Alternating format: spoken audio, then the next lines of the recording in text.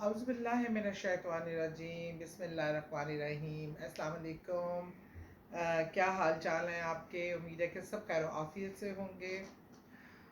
موسم بڑی تیزی سے بدل رہا ہے اور بیمار آج کل سب بہت، اسٹمک کا ایشو، فلو، کھانسی، یہ سب چل رہا ہے، تو بہت احتیاط کریں، اپنا خیال رکھیں۔ اچھا، پچھلے دنوں مجھے ایک دم سے گلے میں خراش اور کھانسی، اس طرح کی چیزیں بہت ہو رہی تھیں، تو فلو، ایک دم چھینکیں، ایک دم سے رننگ نوز، اور ایک دم ٹھیک ہو جاتا تھا۔ تو میں نے کل اس دن تہیہ کیا کہ میں نے نا کوئی میڈیسن نہیں لینی، میں اس کو نیچرل وے سے ٹھیک کروں گی۔ میں دال چینی کا کعوہ بنا کے اس میں دودھ سیاہ ملا کے گرم پانی کے کپ میں وہ پیتی تھی سونے سے پہلے۔ تھوڑی سی دال چینی، ادرک، لونگ، 2-3 دانے ڈال کر، اور اس کو بوائل کر کے اس میں تھوڑا سا شہد ڈال لیں۔ جیسے میں شوگر پیشنٹ ہوں تو میں شہد اوائڈ کرتی ہوں، تو وہ اس طرح پی لیا، اور ادرک کا جوس نکال کے اور اس میں تھوڑی سی کالی مرچ کٹی ہوئی تھوڑی سی ڈال کے وہ، یا شہد میں لا کے وہ پینے سے یہ سب چیزیں الحمدللہ 3 دن کے اندر میرا گلا، فلو بالکل ٹھیک ہو گیا۔ اور یہ چیز ہو گئی بہتر کہ نیچرل طریقہ ہی سب سے بہتر ہے۔ اچھا، ہمارے یہاں جب بہت زیادہ لوگ بیمار ہوتے ہیں، کوئی معاملات ہوتے ہیں، تو ایک چیز تو بہت زیادہ کہی جاتی ہے کہ نظر لگ گئی ہے۔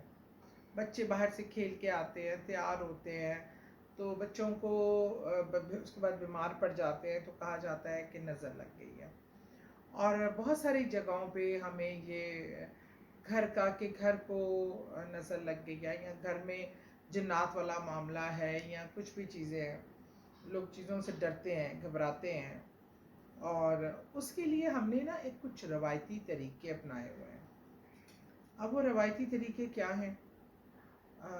نظر کے لیے بہت بار ایکسپیرینس کیا، ہم بچپن سے کرتے تھے کہ وہ سوکھی لال مرچیں لیتے ہیں ساتھ، اور وہ آپ پہ سے کلاک وائز اور اینٹی کلاک وائز وار کے وہ جو ہے وہ جلا دیتے ہیں، اور اگر اس کی بہت تیز اسمیل ہو تو اس کا مطلب ہے کہ نظر لگی ہوئی ہے، اور اگر ہاں نہیں، وہ کہتے ہیں کہ اگر بالکل ہی نہ پتہ چلے تو پتہ ہوتا ہے کہ جو نظر لگی ہوئی تھی اتنی تیز کہ اس کی مرچیں بھی نہیں اثر کر سکی۔ اس طرح کی چیزیں، کوئی کالی پتیلی، ہم گاڑیاں نہیں لی ہوں تو اس کے نیچے آپ کو کالا کپڑا یا جوتا ٹنگا ہوا نظر آئے گا کہ یہ نظر بچانے کے لیے۔ کالا ٹکا لگا دیا جاتا تھا چہروں پہ، ہمارے بڑے بزرگ بچوں کے یا کسی کے بھی تیار ہوئے تو کچھ کالا کاجل، کوئی ٹکا لگا دیا، کوئی اس طرح کی چیزیں۔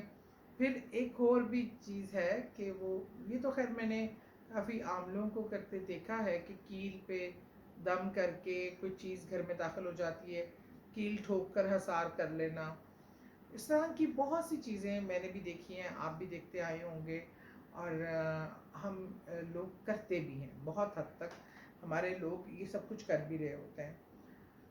اچھا، ہماری تھوڑی سی غلطی یہ ہے کہ ہم جانے بغیر، تحقیق کیے بغیر، جو رسم و رواج، جو چیزیں چل رہی ہوتی ہیں، ہم اس کو بالکل اسی طرح کرنا شروع کر دیتے ہیں، اس کی تحقیق کیے بغیر، کیونکہ ہم نے اپنی امی کو ایسے کرتے دیکھا، ہم نے اپنی پھپھو کو، دادی کو، نانی کو، خالہ کو، اپنے بڑوں کو ایسے دیکھا، اور ہم بھی وہی کرتے چلے گئے۔ لیکن جیسے جیسے آپ کی تھوڑی سی علم اس حوالے سے بڑھتا ہے، آپ تحقیق کرتے ہیں، تو میں نے جب رسول کریم صلی اللہ علیہ وسلم کی احادیث کے حوالے سے ان چیزوں کو دیکھا، تو ان میں سے کوئی بھی ایسا عمل نہیں ہے جو رسول کریم صلی اللہ علیہ وسلم نے کیا ہو، یا صحابہ کرام نے اس طرح کا کیا ہو۔ کبھی کوئی نظر اتارنے کے لیے مرچیں استعمال نہیں ہوئی، کوئی کالے ٹکے نہیں لگے، کالا کپڑا، کالی ہانڈی، اس طرح کی چیزیں نہیں ہوتی تھیں۔ سمپل جو قرآن پاک میں دعائیں آیات دی گئی ہیں، خاص طور پہ نظر کے لیے، حسد کے لیے، جنات کے لیے، انہی کو پڑھ کر گھر کے اندر بیٹھ کر آپ پڑھیں، تلاوت کریں، اور اس سے آپ اپنے گھر، اس گھر میں جب پڑھی جائیں گی تو نظر کا اثر بھی ختم ہوگا، جنات سے بھی اللہ پناہ دے گا، اور شر سے، ہر قسم کی شرارت سے، اور اللہ تعالیٰ اپنے حفظ و امان میں لے لیں گے. اس کے لیے ہمیں وہ ایسے وار کے کرنے کی کوئی بھی ضرورت ہرگز نہیں ہے.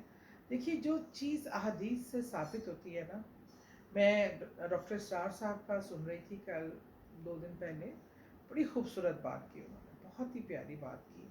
کہتے جب اب ہم کوئی ڈسکس کر رہے ہیں کسی بھی ایشو پہ، یہ ایسا ہوتا ہے، یہ ویسا ہونا چاہیے، ہم ریلیجیس ہر ایک کی اپنی تھاٹس اور اپنے نظریے ہوتے ہیں، اور وہ کہتے ہیں کہ جی ایسا ہوتا ہے، وہ کہتے ہیں نہیں جی اس طرح کرنے کی حکم ہے یہ وہ. اگر اس میں سے کوئی شخص بیٹھا ہوا رسول کریم صلی اللہ علیہ وسلم کی حدیث کے حوالے سے بات کر لے اور کہے کہ رسول کریم صلی اللہ علیہ وسلم کی اس حوالے سے یہ حدیث ہے، تو بس خاموش ہو جاؤ. اس کے اختلاف کرنا یا اس کے آگے بولنا مین رسول کریم صلی اللہ علیہ وسلم کی موجودگی میں اپنی آواز بلند کرنا، جو ناپسندیدہ ترین عمل تھا اللہ کے نزدیک، وہ مانا جاتا ہے. ہاں اس ٹائم سب خاموش ہو جاؤ، ہر قسم کی بحث کو ختم کر دو. اگر آپ بعد میں اس حدیث پہ تحقیق کرنا چاہتے ہیں کہ وہ کتنی کامل ہے، کتنی صحیح ہے، اس کی کتنی وہ حقیقت پہ مبنی ہے، اللہ نہ کرے کوئی ضعیف حدیث تو نہیں ہے، اس پہ بعد میں تحقیق کریں. لیکن جب رسول کریم صلی اللہ علیہ وسلم کی حدیث مبارکہ کا ذکر آ جائے، ان کے فرمان مبارکہ کا ذکر آ جائے، تو اس کے آگے بحث نہیں. تو یہ چند آداب ہیں جو ہمیں سیکھنے کی ضرورت ہے. آج میں نے خاص کر کے ویڈیو اس پہ بنائی کہ میں ہر جگہ دیکھتی ہوں مرچیں واری جا رہی ہیں، کالے ٹکے لگائے جا رہے ہیں. اللہ کے کلام جو رسول پاک صلی اللہ علیہ وسلم نے جو طریقہ جن آیات کو منتخب کیا اس کو اپنائیں، کسی چیز کی کوئی ضرورت نہیں ہے. بہت شکریہ.